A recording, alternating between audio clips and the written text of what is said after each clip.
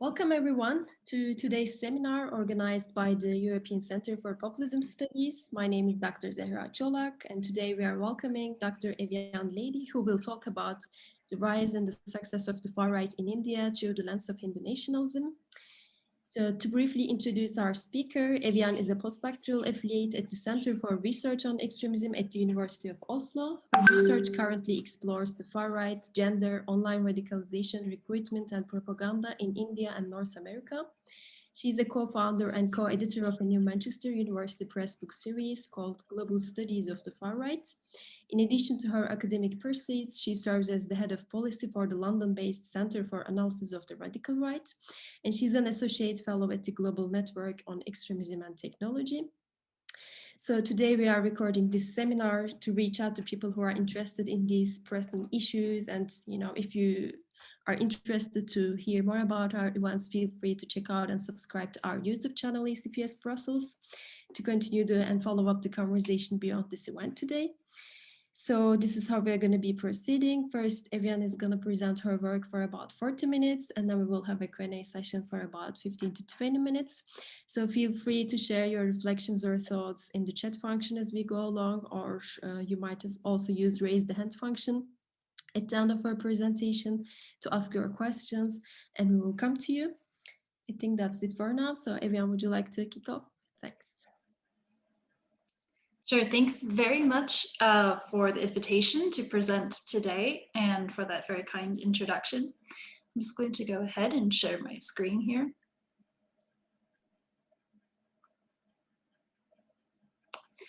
Okay, and please let me know if there are any issues, any technical issues. Right, so for today's talk, titled From Extreme Right to Populist Wave, Dynamics of the Far Right in India, I really will be focusing on really two main aspects for today. So the first half of this talk is going to be focused on the ideology and the rise of the far right in India through the lens of Hindu nationalism. And I will look at the organizational variants within this ideology, both from the spectrum of the extreme right, or really the militant and violent aspect of the far right, all the way to the sort of populist radical right, or the participation in democratic processes with Hindu nationalist political parties. And then the second half of today's presentation, I'm going to be focusing on both the local and the global dynamics of understanding this phenomenon, not just as an isolated or esoteric movement within India, but also positioning its in many ways very unique global aspects. So I want to start off today's talk by posing what was really an unreported or an undercovered terrorist attack that had occurred.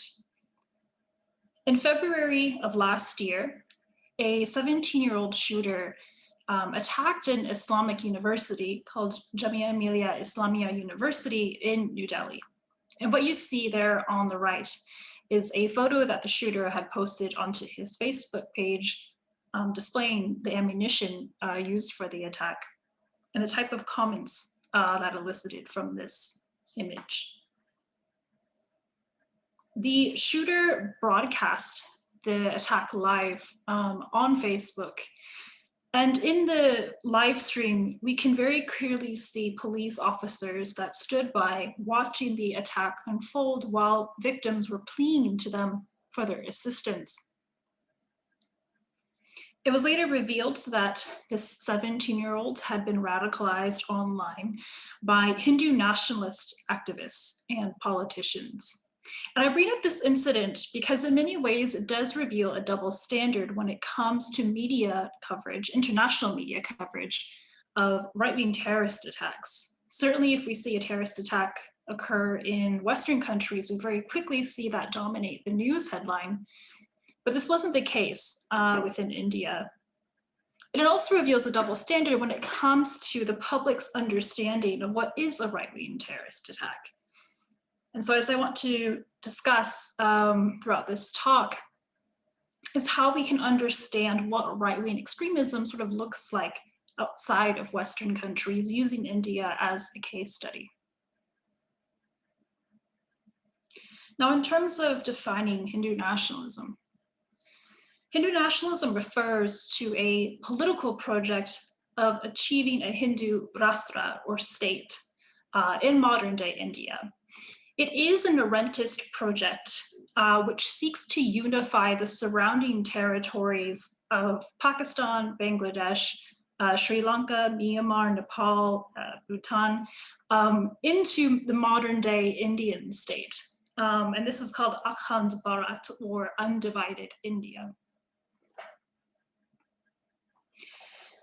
Perhaps the most well-known Hindu nationalist, or the father of Hindu nationalism, V.D. Savarkar, wrote in 1923, "We Hindus are bound together not only by the tie of love we bear to a common fatherland, and by the common blood that courses through our veins and keeps our hearts throbbing and our affections warm, but also by the tie of the common homage we pay to our great civilization, our Hindu culture."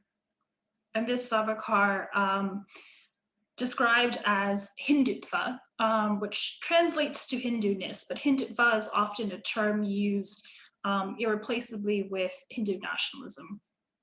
And what's interesting about Savarkar and the early founders of Hindu nationalism was how they created this ideology by sort of being inspired by European scholars of nationalism at the time, and very, reading in depth, European theories of nationalism, and using that as a source to define their own form of Hindu nationalism. So I'll sort of get back to that later in the talk.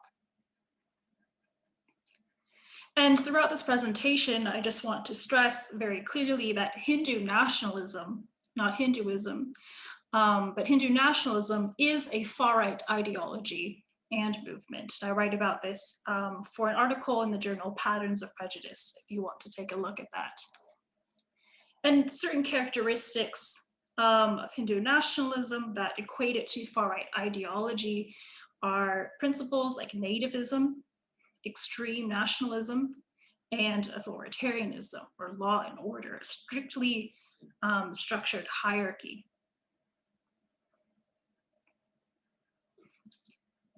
Now, in terms of the rise of Hindu nationalism and where it originates, it emerged as an anti-colonial resistance movement under the British Raj, in which the British were posited as the external enemy, and Muslims who were seen to be complicit within the colonial project as an internal enemy. And it's important to remember that prior to British colonialism, India was ruled by the Mughal Empire. So Hindu nationalism attempts to revoke back to a golden age prior to British colonialism, prior to the Mughal Empire, during the Vedic times, where we saw the rise of the Vedic civilization in what is modern-day India today. Since its origins, though, and I think this is a very important point to emphasize, Hindu nationalism has been part of a global far-right movement, really since the beginning. See, in 1925, there was the founding of the first Hindu nationalist organization, the RSS, the Rashtriya Swayamsevak Sangh, which is a paramilitary organization. And the founders of the RSS were greatly inspired by fascist Italy's modus operandi. Indeed, the very founders of the RSS traveled to meet Mussolini in person, and were inspired by the paramilitary drill exercises and the combat drill exercises by the black shirts. And this later inspired the RSS modus operandi, and it continues to this day. And relations continued in the ascent to and during the Second World War with Nazi Germany as well. And this sort of took place through both official and unofficial means. So we saw during this time, Hindu nationalists and the RSS leaders writing letters and correspondences with some of the key figures within Nazi Germany, sort of praising the Third Reich's treatment of the so-called Jewish problem as a model for India's Muslim population. We even saw, for instance, covert spy operations take place with Hindu nationalists sort of engaging in intelligence for the Third Reich. And also during this time, and this is something that had been instigated during relations with fascist Italy as well, was the setup of educational institutions for Indian students to learn German and to learn Italian in the hope for an exchange, a student exchange between these countries. But it was really during relations with Nazi Germany and its ascent in Europe that we saw Hindu nationalism also shift to a much more racially motivated ideology in which the racial myths that were elaborated upon in Nazi Germany really became a true source of inspiration for the RSS.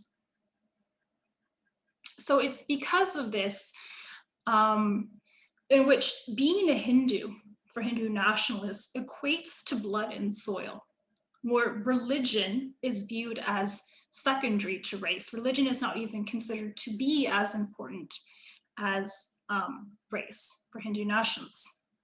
And Muslims and Christians in India are considered to be other, not because of their religion, but due to the quote unquote foreign origin of the ethnic populations within these groups, and thus their subservience within Hindu nationalism's Rashtra, or state.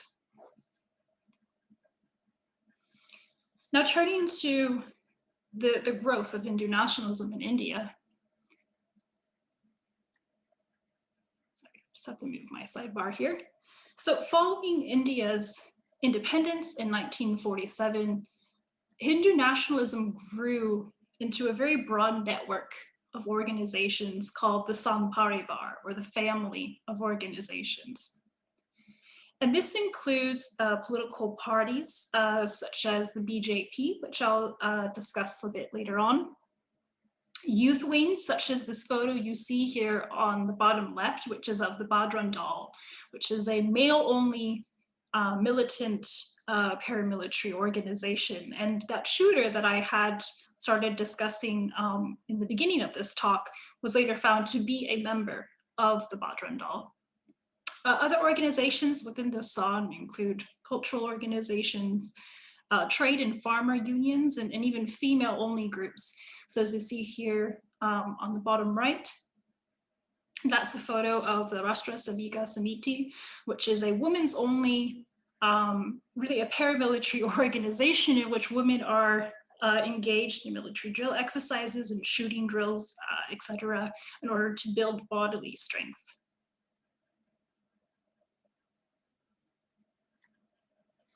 And indeed, it was in 1948, so very shortly after India's independence, in which an RSS member had assassinated Mahatma Gandhi due to Gandhi's secularism, or his appeasement of Muslims in allowing for the partition of Pakistan in India. And since independence, the RSS has been proscribed twice in India's modern history, but it's very much in full operation today. And now when it comes to understanding the prevalence of Hindu nationalism, I mean, it very much has somewhat remained on the fringe, really until 2014. The BJP, which is a Hindu nationalist political party, did enter into a national coalition twice, but this was quite brief and quite short-lived. But it really wasn't until 2014 where we saw Hindu nationalism really take on a strong fervor and popular support.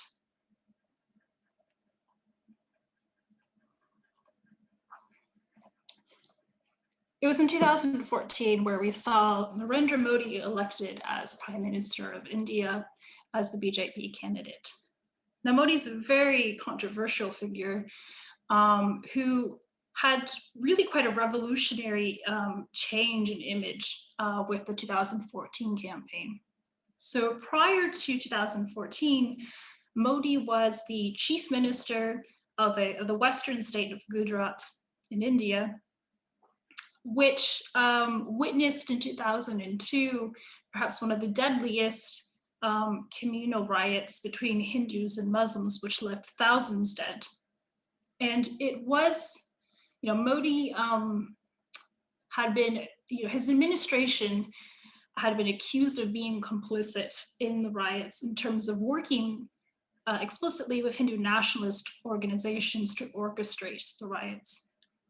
Now, since then, Modi has been cleared of charges through the courts, but international human rights organizations like Amnesty International and Human Rights Watch have documented extensively his administration's involvement and complicity in the 2002 riots. But despite this, quite toxic past, and Modi for a time after these riots had been denied a visa to enter the UK, the US, and several European countries, his 2014 campaign for prime minister very effectively shifted the narrative from Modi's toxic past to really his neoliberal development in the state of Gujarat and how he could bring that to a national level. And this was so effective that the New York Times described Modi as the social media politician at the time. See, Modi was very effective in sort of building a very populist, charismatic image as someone who could be transparent and accountable and accessible to the public, in particular to young urban voters who were sort of enamored by Modi's drive for India's neoliberal economy. And in many ways, Modi promised a future golden age for India, in which India would become a techno-economic powerhouse of the 21st century. So we saw him use social media extensively throughout the campaign, using a variety of different apps and platforms, even creating his own app for the campaign called Namo, and using that campaigning strategy to engage in live streams, engage in crowdsourced recommendations and suggestions for his campaign, and really engaging with young first-time voters. And in many ways, the sort of domestic representation of Modi versus the foreign representation of him could not be more different. So that photo there on the top right, that's from the 2014 campaign, where it says, "I am patriot, I am nationalist, I am born Hindu," very clearly evoking a Hindu nationalist agenda. But then there on the bottom is a photo of Modi talking at Facebook. And often the sort of foreign representation of him is one where he is posing with photos of pretty major tech giants and CEOs. Now in 2019, Modi was re-elected, and the BJP was re-elected with an even greater majority than 2014. And this is quite significant because under Modi, Hindu nationalism has become a mainstream phenomenon, which is very popular across different social classes and divides. See, on the one hand, Hindu nationalism as a founding ideology was quite elitist, but Modi as a person and in terms of his background, he's the son of a tea seller. So there is an emerging new middle class within India who sees the social mobility that Modi represents, and for them, they aspire to that same type of social mobility. But under the current administration, or since 2019, there's been a number of incidents which really show how Modi and the BJP are advancing a Hindu nationalist agenda. So the first was the revocation of Article 370 in Jammu and Kashmir in 2019. Now, Article 370 is a clause within the Indian Constitution which grants the region of Jammu and Kashmir in the Northwest a semi-autonomous status. So this is an area that's administered between India and Pakistan and a small part to China. And it grants Jammu and Kashmir really a sort of, a semi-autonomous or semi-sovereign status. But in 2019, Modi's government revoked Article 370 and reconsolidated that territory under Indian control. instigating really a lockdown and a very strong military presence in the region. And this action really does represent what I alluded to earlier, which is the Irrentist project of Hindu nationalism, which is trying to reconsolidate the surrounding peripheries or the surrounding territories under the Hindu Rashtra, or the Hindu state within India. Another very controversial incident was the passage of the Citizenship Amendment Act, or the CAA, in 2019, which essentially grants a fast-track citizenship to what the Indian government deems to be persecuted religious minorities in Pakistan and in Bangladesh. But the exception to what's considered to be persecuted religious minorities are that it's all religious groups except for Muslims, which is pretty unrealistic given the fact that there are persecuted Muslim minorities within Pakistan and Bangladesh who would qualify, but under this clause do not. And the passage of this act was extremely controversial because it violates India's founding principles of secularism and religious pluralism and diversity within the country.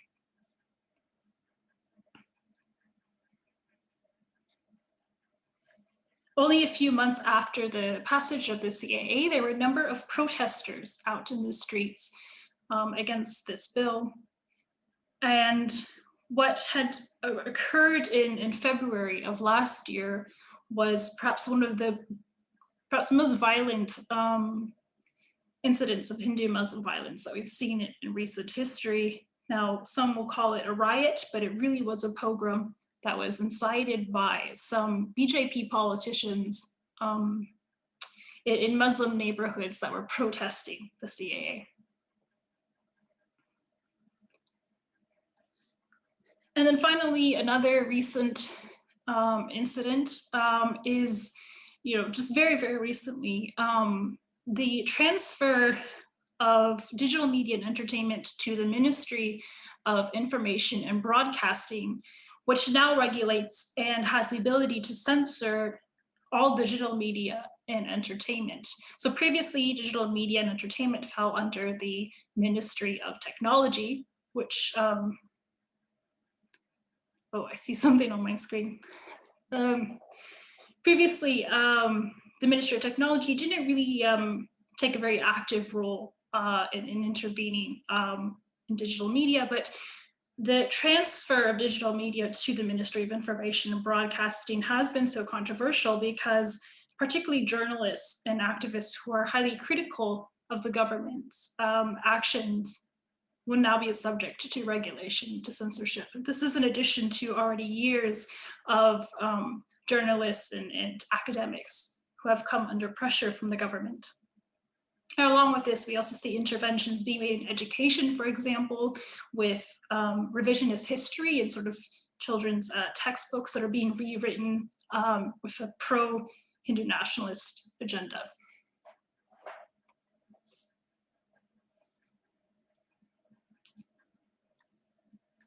Now I wanted to turn to what's the phenomenon known as internet Hindus, to really understand the apparatus that's supporting Hindu nationalism and Modi.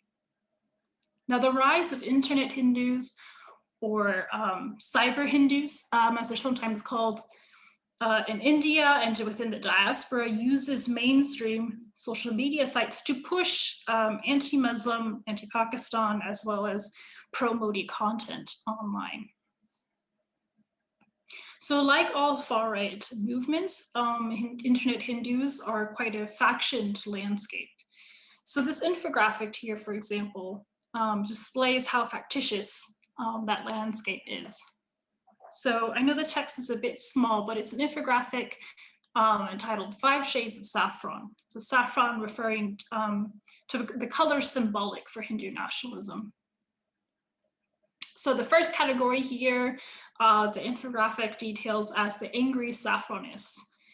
So these are conspiracy theorists rabidly against Islam and Christianity, use filthy, abusive, and threatening language, and even other right-wingers give them a wide berth. So these are really perhaps the most extreme ideological fringe of internet Hindus.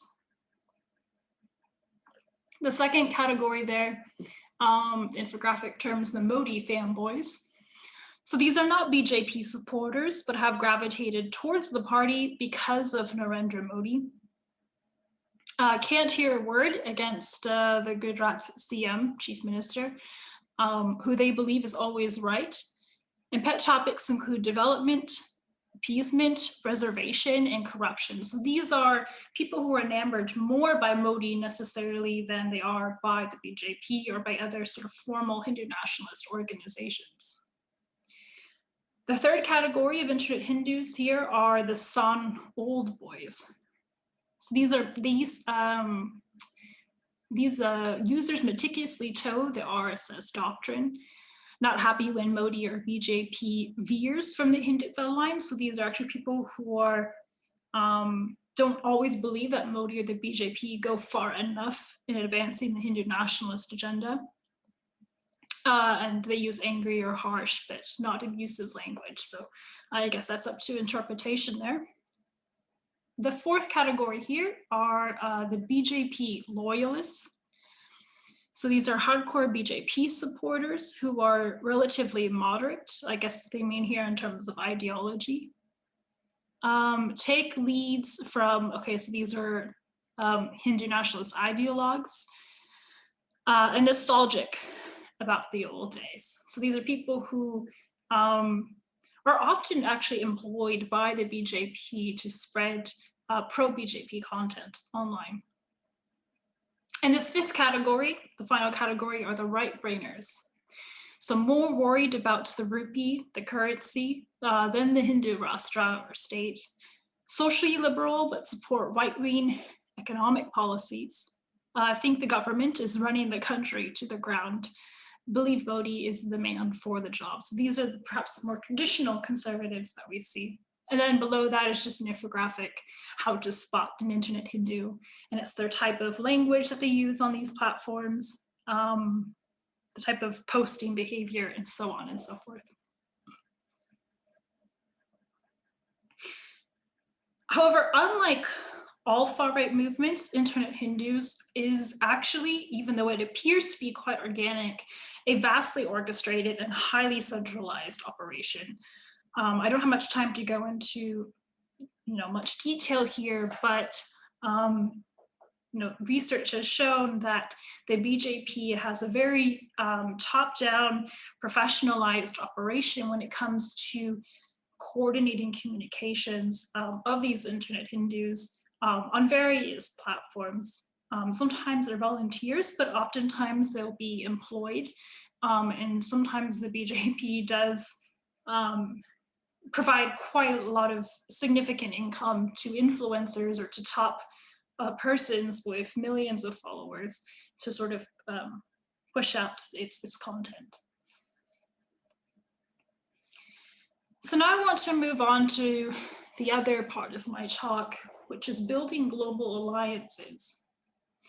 So we have seen the far right create transnational alliances, and often this is along shared anti-Muslim and particularly anti-immigrant narratives. And I should note that even though India has a very large Muslim population, Muslims in neighboring Bangladesh and Pakistan who are migrant laborers to India often get framed according to this intersectional anti-Muslim and anti-immigrant narrative.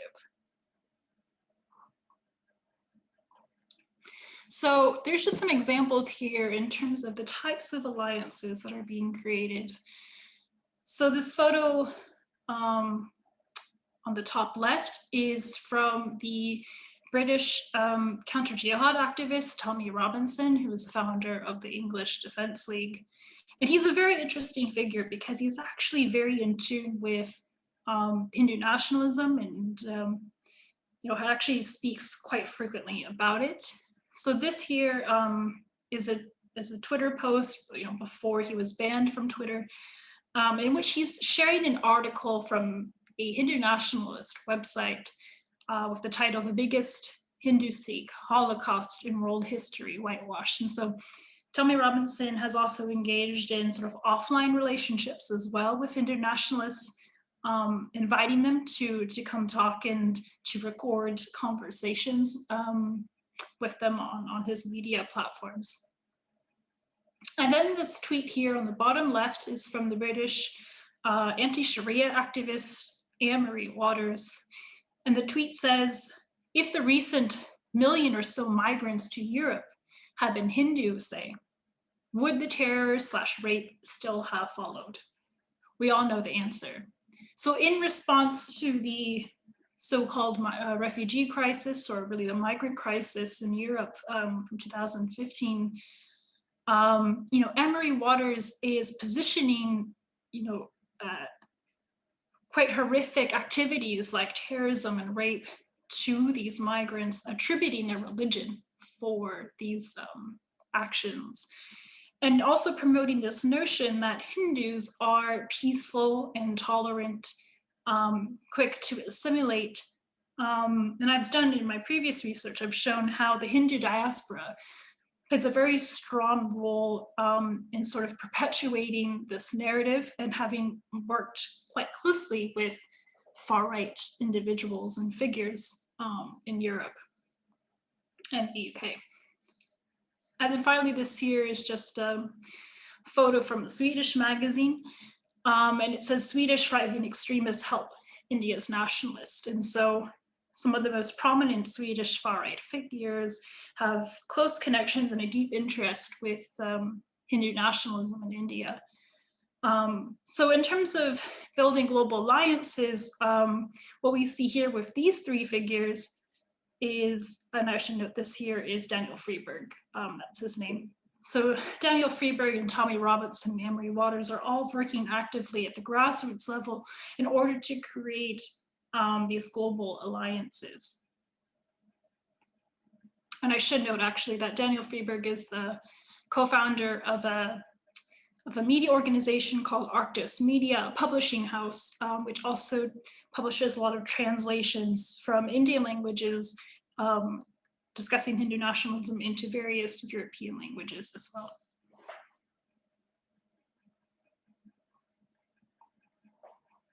These alliances also transpire at other levels. So this here on the left is from the Twitter account of the Dutch MP Geert Wilders, captioned, proud to stand with a great ally, Shalib Kumar, chairman of Republican Hindu Coalition.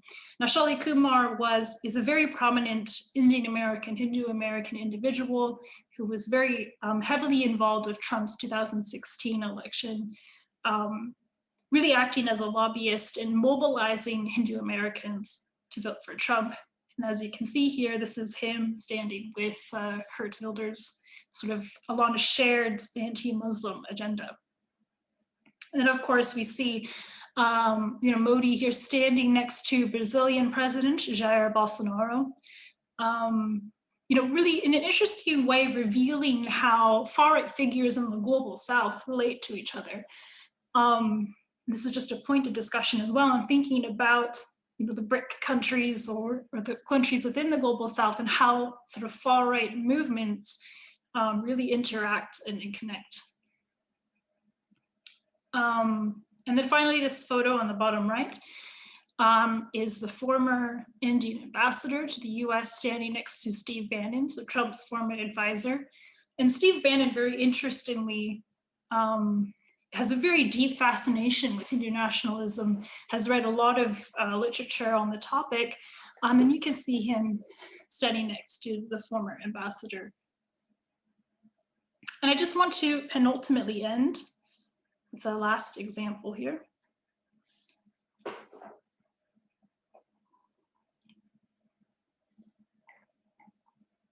So we can also see how global far-right alliances are being legitimized through state diplomatic efforts as well.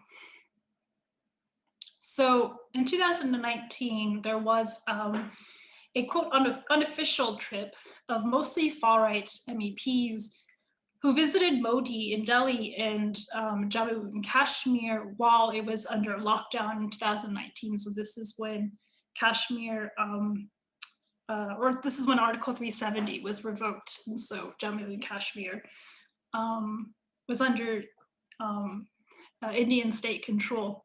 And it was a very controversial trip because even during this time, Indian MPs and journalists, and also foreign news correspondent journalists, weren't even allowed to enter Jammu and Kashmir. Yet these group of MEPs were. So it was a very controversial trip. And the trip was organized by Indian diaspora lobbyists based in Brussels. So once again, showing the very significant role of the diaspora.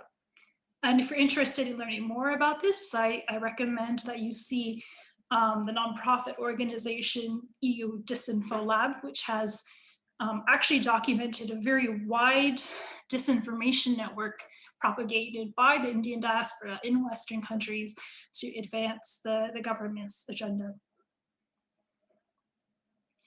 Now, what was the consequence of this trip? And by the way, that headline, "We stand by India and its fight against terrorism." This, I apologize, I don't remember the MEP who said this, but this was a primary reason they gave for visiting Jammu and Kashmir, which was to observe and to gain more information about the threat of separatists in the region, and also the potential threat of sort of Pakistani-supported terrorism in the region. Now, a few months after this trip, these MEPs later called for a bill to be withdrawn from the European Parliament that condemns India's actions with the CAA bill, the Citizenship Amendment Act. And these MEPs cited the reason for the bill to be withdrawn because they believe that India's CAA was an internal matter, a domestic matter, in which there should not be any type of foreign interference. So it still sort of remains to be seen what future impact this trip has had, but it very much does reveal the type of relationships that are being formed within the echelons of state diplomacy, even if it is quote unquote an unofficial trip. And if you're interested in learning more about this specific incident, you can see an article I wrote about it in Foreign Policy. So to conclude with some final thoughts. So the first is, I want to push for the notion of rethinking what the far right looks like beyond Europe and North America. Not that these are insignificant, but to really push our understanding of this phenomenon, and especially in post-colonial contexts as well. And thinking about the legacy of colonialism in terms of racial and class and gender hierarchies and how that constitutes far-right phenomenon in these contexts, and specifically within the global South. The second thought is that, why should we care? And, India is the world's largest democracy, and an example of what a successful far-right government looks like when it's mainstreamed through Modi's populist and charismatic image. But because India is a democracy, this does provide legitimacy to a country that's considered to be an ally to the West. But that also means that there is a potential for change because India is a democracy. We shouldn't lose hope for that change. And then finally, which is just that the far right is becoming more globally connected. And the Indian far right does participate in this transnational network at many levels, both at the grassroots or the intellectual levels, as well as within state diplomatic levels. So thank you, and I look forward to your questions.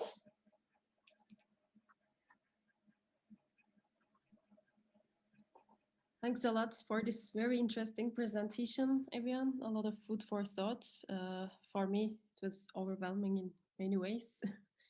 I am sure there are going to be some questions from the audience. If there are no questions yet, I already have some reflections that I might share, perhaps. When I was reading your article that was published in Patterns of Prejudice, kind of, yeah, occurred to me because you ask for this universal framework, right? That's what you kind of advocate for. So when I was thinking about it, I had some thoughts about what the limitations of this universal framework might be, or even perhaps the risks. Yeah, when you do talk about adopting a universal framework while studying a context like India, to what extent can we actually talk about its universality, given that the very fundamental notions that we use are kind of withdrawn from the Western context? So to what extent can we avoid a Eurocentric understanding when we are, talking about a non-Western context? That was the first reflection I had. And secondly, as a scholar working on far rights, when you sort of approach it as a global, phenomena, of course, it's important to uncover those transnational connections and historical connections, which are really important. But then, how can you avoid sort of amplifying the voices of the far right and sort of valorizing it as a kind of global power? And do you see this dilemma here sometimes as a scholar, and how do you sort of balance it out is my question, I think. Yeah, thank you very much for this very important, very thought-provoking questions. Yeah, so I guess the first point about Eurocentrism and trying to create a universal framework for understanding the far right. I mean, I even see the limitations in my own work because of how I try to conceptualize this phenomenon in order to translate it to an audience of scholars who understand the far right from Europe and from North America.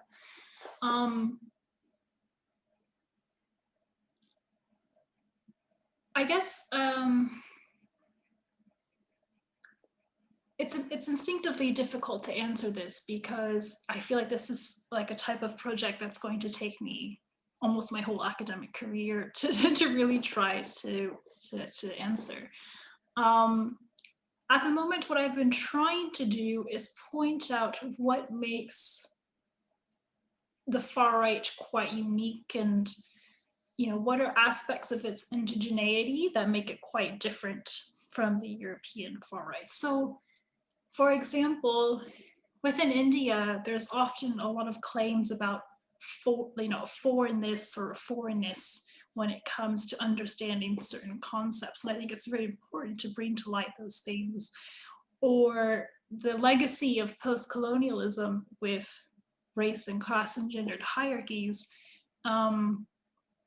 and how support for the far right in post-colonial countries is a very like middle class and very elite driven phenomenon. And it's an interesting comparison to the sort of so-called losers of globalization thesis that we see here in Western countries when it comes to far right support. So I don't have a complete answer to your question, but what I am trying to do in my work is try to bring forward, what makes the far right in India and other post-colonial countries like quite uniquely oriented to our understanding within the scholarly field. And could you repeat your second point? I've forgotten it, I'm sorry. Yeah, regarding the second one, I don't know. Do you ever feel like, yeah, the way you approach far right as a global phenomenon might be inadvertently sort of amplifying the voices of the far right in a way, and creating this huge power which is like strongly connected? And I mean, I don't know, is this a dilemma sometimes as a scholar that you have? Well, it's interesting because I think this is something that all scholars of the far right do in terms of amplifying those voices. I always try in my work to place emphasis on the victims of this ideology and movement more than anything, in order to really, I think it's important to understand the far right, but it's only really sometimes it's too much focus on, say, the perpetrators rather than the victims of this phenomenon. So I always try to bear that in mind with my work. But yeah, I think this is, something that's endemic to the whole field of study, but it's an important point. So thank you. Thank you. And I think there's a question from Tarushi Garg. Do you want to answer yourself? Yeah. Okay. I'm sorry. I think Ibrahim actually had his hand raised Yeah, I'm sorry, I hadn't seen earlier. it, and I'm sorry. Yeah, we'll get to everybody. Sorry about that. I think, do you mind, Ibrahim, if we start with Tarushi? Yes, why not? Yes, please. Okay, please, Tarushi, go ahead. Hi. Thank you for the presentation. I think it was wonderful, wonderfully researched. And coming from India, I think there were lots of things that I learned, particularly from this interesting conversation. I have a few questions, primarily because I'm still understanding Hindu nationalism and understanding the political atmosphere, even though I come from the same country. And my question or comment really is, when you consider Modi as a far right person, do you try and understand from the government's perspective that some of the policies that they might be working towards might be to protect the country from terrorists, sort of like terrorist activities that we've seen in the past, and what may appear as far right is potentially policies to protect the nation and make it internally strong. It is not anti-religion, but it is coming more from a perspective of protecting or defending the nation. And are there certain examples that you have in mind for this? Yes, particularly the revocation of Article 370. Now, if you've read, I'm sure you've read into it, but before Article 370 and ever since actually the independence of India, we've seen so much. There's been a constant struggle in that particular region, and there's been a constant tussle between the locals, between the Indian army, and between foreign infiltrators. Now, potentially how I see it is that Article 370 might sound or appear like it is restrictive, but it may also appear to be one step towards a positive future where we can, where after sort of, because ultimately J&K was always under the Indian purview. It was just semi-autonomous, as you said, but by bringing it completely under the purview of India, there is potential of greater development in the region that can now happen, which was being hindered by Article 370. Okay, yeah, thank you. And I appreciate your comment because it is adding some very good nuance to this conversation. Yeah, Article 370 is interesting. I do not disagree with the fact that it is a very unstable region, and there has been much conflict in the past. So I can understand, and I know that with the passage of, not with the passage, but I know that with Article 370 and the revocation, it was actually a quite contentious issue because of precisely what you're describing in terms of the instability of the region. So I wouldn't disagree that perhaps there's some individual legislative acts which do bring in that nuance, and I can understand the strengthening of the national security within that region. Absolutely. I guess my response would be to look at the whole agenda of the government in its totality, right? To think about how certain adherents within the RSS, for example, have for decades tried to instigate this legislation. And now it really is become an opportunity to sort of enact that agenda. So, I mean, I don't disagree with you in terms of it's important to look at, specific examples and to sort of understand the nuance behind them.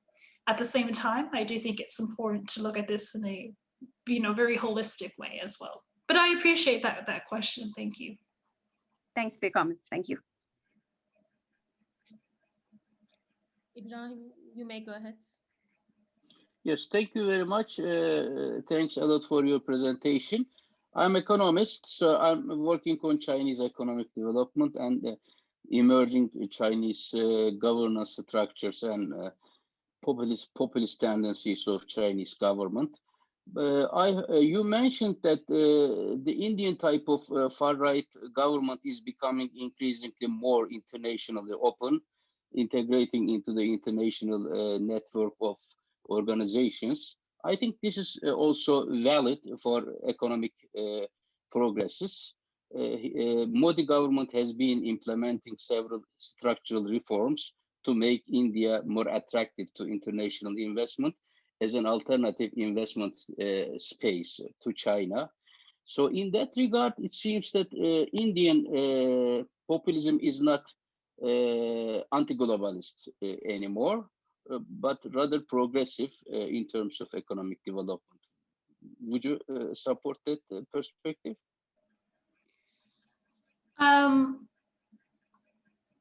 Progressive, well, I guess I am a bit confused in terms of what you mean by progressive in that sense. In terms of neoliberalizing, or what is it specifically? Rather than resisting globalization, it seems that India is open to global economic integration in terms of trade openness, investment openness, transparency in accountability in economic activities, so that rather than say like a protectionist stance. Yes, for instance. Yes, I would agree with that. And something I did not mention was that when India opened up to neoliberalism in 1991, as many countries did around that time, the BJP, the Hindu Nationalist Political Party, saw an opportunity to seize power by being the party that would advocate for neoliberalism. Combined with the fact that the Hindu nationalism has, for most of its history, been a very sort of middle class, upper class movement. And Modi, was sort of in the right place at the right time with that as well, in terms of, he rose to power by sort of showing from his home state of Gujarat its capitalist development and how he could bring that to the nation. And as I mentioned, Modi really tries to position India as this techno-economic powerhouse in the 21st century by opening up its markets. At the same time, there has been a push towards economic protectionism in some ways. So there is what's called the Make in India initiative, which is about sort of supporting Indian businesses and corporations. But again, I wonder actually how not fruitful, but I actually wonder if that's a strategy to sort of appease, different factions within Hindu nationalism, right? You have the more neoliberal parts, you have perhaps the more protectionist parts. So it's sort of like a balance in terms of that aspect. Thanks a lot. Okay, we also have some questions in the chat. The first question is from Mustafa. He thanks you for this highly informative presentation, and he says, considering the legacy of colonialism, how does global alliance with the European far-right movements help populist appeal of Modi government? Is it clear? I'm trying to figure it out.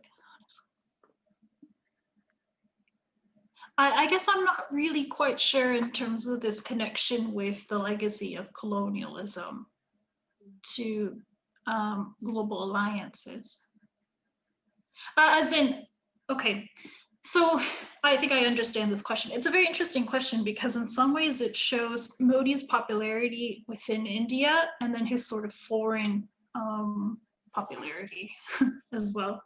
So I mean, within India, Modi takes,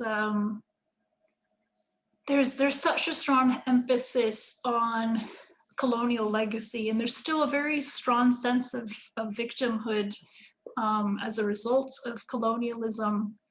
But that victimhood is solely based on the persecution of Hindus and not, say, other religious or minority groups within the country. And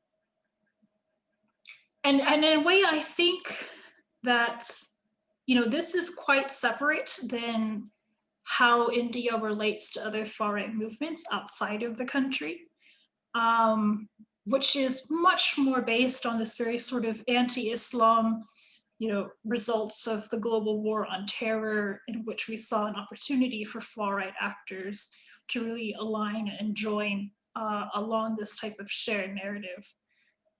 But it's a very interesting question in terms of the type of global alliances or European alliances that are being formed. It's sort of a paradox, because I don't think most Hindu nationalists within India really critically think about its colonial legacy with respect then to the types of global alliances that are being formed with European powers. So my short answer to that, though, is just in terms of how Hindu nationalism is popularized within India, how it's seen domestically versus its sort of foreign variant, or sort of how it interacts sort of outside of India. It's a very interesting question, though. Thank you. Do you want me to read it? Perhaps it's best for everyone to hear the question first. Yes, could you do that, please? So many thanks for your great presentation and comprehensive analysis. I am curious about the role of economic nationalism and also emotional manipulation of the crowds. I'm a historian and I approach social engineering from the perspective of manipulating collective emotions, such as the sentiment of belonging to a nation and creating emotional regimes. If you look from the perspective of economic nationalism and emotional manipulation, how do you see Indian far-right unfolding over the years and its legacy or effects on the most recent developments? Asks Sumaya. Okay, yeah, this is a bit long, so I'm just trying to dissect this.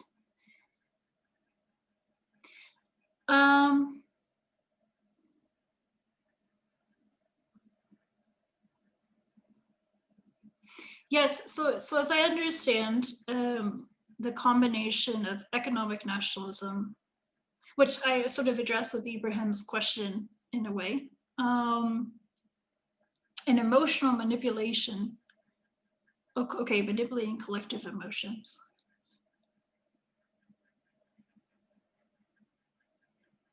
I'm sorry, I think I'm a little bit confused by this question. Would it be possible for this audience member to sort of explain a bit more what the question is?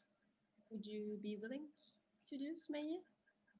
Well, yeah, sure. Thank you so much for your presentation. I just was curious about how the critical moments that you mentioned in your presentation, for instance, 1925 and the later periods, generated some kind of turn points in the collective emotions of people and how they were manipulated to create certain trends and mobilization in society that will end up supporting the populist regimes. Yeah, yes, I mean, and you're a historian, so that's an interesting point. Yeah, certainly with the decades leading up to independence and the Second World War and the whole decolonization period within India's history. It was a very interesting time in terms of the emergence of Hindu nationalism as an anti-colonial resistance movement. At the same time, and I didn't mention this in the talk, but the emergence of Hindu nationalism was as much a reaction to British colonialism as it was also a parallel emergence of the Muslim League in India, which would later become the forefront for the founding of Pakistan as a nation. And then similarly with independence, I mean, you would think actually with independence, there might have been a much stronger Hindu nationalist movement. But what actually happened was the emergence of sort of a secular, sort of leftist political movement, which sort of led Hindu nationalism into sort of into a vacuum in that way. So I think that was a very interesting point. Certainly with the opening up of India's neoliberalization in the 1990s, we saw the BJP ascend and seize an opportunity to become the political party for that. Yeah, and in terms of you know, India today and what Modi represents, I mean, it'd be very interesting to see, because you know, Modi himself promotes this notion of, you know, technology as the foregrounding of India's economy. We're starting to see, for example, some of the geopolitical effects of that. So there's been a turn towards more Indian-founded like technology companies and supporting that.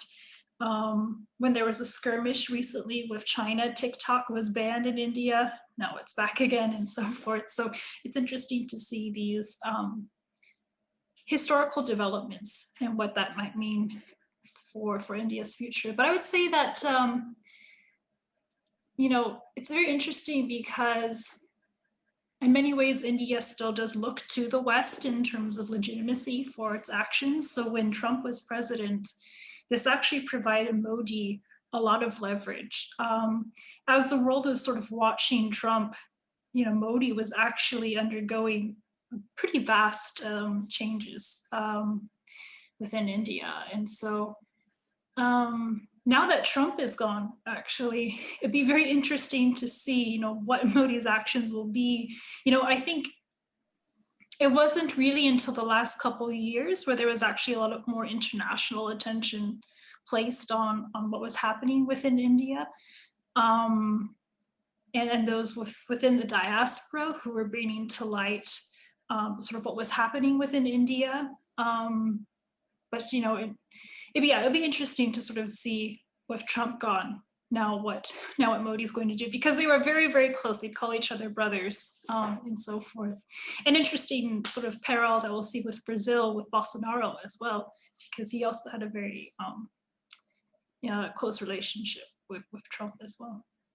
But that's a very good point in terms of understanding pretty paradigm shifting historical developments and placing that with Hindu nationalism's evolution. Yeah, So thank you so much. Building on what you asked about emotions, I was actually thinking one of the things you addressed, I think it was in your paper, not necessarily here, but which I also found really interesting was how the anti-Christian sentiments were kind of, you know, evolved into anti-Muslimness, and how it happens to me is also very interesting, and it also relates to this manipulation of emotions, right? Like you sort of replace who the other is gonna be in a sense. Yes, so actually on that point, Hindu nationalism originally placed Christians as the sort of the main other, the main enemy, because of the presence of Christian missionaries in India as a result of British colonialism. It actually wasn't until a little bit later that we saw this anti-Muslim sentiment rise up. And that's because Hindu nationalist intellectuals were reading from British and German Orientalists about their depictions of Muslims and Muslim others. It was actually, they were inspired by these European theorists to really start to see Muslims in a very similar way and start to sort of position them and recognize them as a very existential threat to Indian society. But yeah, that's, I wish I had mentioned that earlier, but that's an also, you know, very interesting aspect in terms of, you know, it's not quite redressing the Eurocentrism of far-right studies, but it's actually understanding how it informs and is deeply interconnected in the complexity of some of these far-right movements, right? Because if these Hindu nationalists weren't reading, you know, British and German Orientalist scholars, like, would that ideology look different today? It's, I mean, it's sort of, I don't want to go back and predict that past, but. There is another question in the chat. Thank you very much for this interesting presentation. My question is that would India be able to continue to be the largest democracy under the rule of Modi or Modi-like Hindu nationalists? Yes, that's an interesting point. So currently, there is a push for Modi's successor to be the current chief minister, Yogi Adityanath, who is an even more militant, sort of hardcore Hindu nationalist than Modi is. There's a current drive amongst certain aspects of Hindu nationalists that are trying to push for an even more extreme agenda, a more extreme ideology. And so there's sort of some mobilization at the moment in terms of trying to prop him up to be like the next candidate in 2024, actually. Whether or not he's successful, I think that sort of remains to be seen. If that does happen, very quickly, we will see, much more than recently, we will see a very, pretty intense form of democratic backsliding if that happens. In terms of, who Yogi Adityanath is and what he said and what he tries to instill. But, Modi himself is a very and he still remains an incredibly popular figure. And I think part of it is because Modi tends to actually not talk about Hindu nationalism that much. He sort of leaves that to the BJP or to other actors and individuals within the apparatus. But he himself actually tries to avoid explicitly discussing Hindu nationalist issues when he's in public. And so for many ways that provides a comfortable distance for him and allows him to continue to remain quite popular as a figure.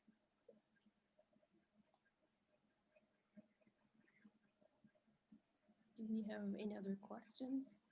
There's something that I'm still really interested about, which is not something you focus on your research, but perhaps you might know about. I was wondering if there's any, I'm sure there are some, but if you are familiar with it, democratic resilience or resistance within majority or minority groups, and if there are any, what form do they take and how do they mobilize? And yeah. Yes, like the opposition, you mean? Yeah, there is a strong opposition movement. I think it's had to reconsolidate after Modi took office. And there's a strong, I think part of it is actually due in large part to the Indian diaspora that's living outside of India and sort of how it's brought forward a lot of international media and political attention to what's been happening in the country. And they work quite closely with a number of Indian activists and academics and journalists to try to push very much for a resistance to the current administration. With what I mentioned earlier in terms of the Ministry of Information that's now overseeing digital media, it's only been a couple months of that, so I don't really know what the long-term impact of that will be, but it's a bit dire in that situation in terms of journalists who are critical of the government will very easily be censored now. But I think that's why I mentioned that India is still a democracy. There's still hope. There's still the ability to put pressure, at least internationally, on the actions of the government. It still sort of remains to be seen, but sort of given, maybe this is too optimistic, but now that Trump is no longer in office in the US, for example, and there's a shift towards like a more progressive agenda, let's see if it makes a difference. I think Western countries are a bit careful when dealing with India because they still see it as an ally. They don't want to upset the stability within the region. It's so, maybe I'm a bit too optimistic in that way, but I do think because India is still a democracy, there is hope there. Mhm. Okay, great. I think that's a great way to conclude today's seminar. Oh, there's a question? No, No, no. we're just. Thank you very much. This was a great presentation, great talk. Very happy to have you here today. And also thanks to the participants for their questions, for attending the seminar today. So we will have our next event on 29th of April with Dr. Katrien Thorlefson as a speaker and Sabine Polk as a discussant on drivers and local appeal of populist nationalism across Europe. So we will share more information about this on our website and on our social media as well, so stay tuned. And thanks so much to Eviane once more and to everybody else. Have a great week and hopefully see you next time. Great. Thank you so much, everybody. Great questions as well. Thank you.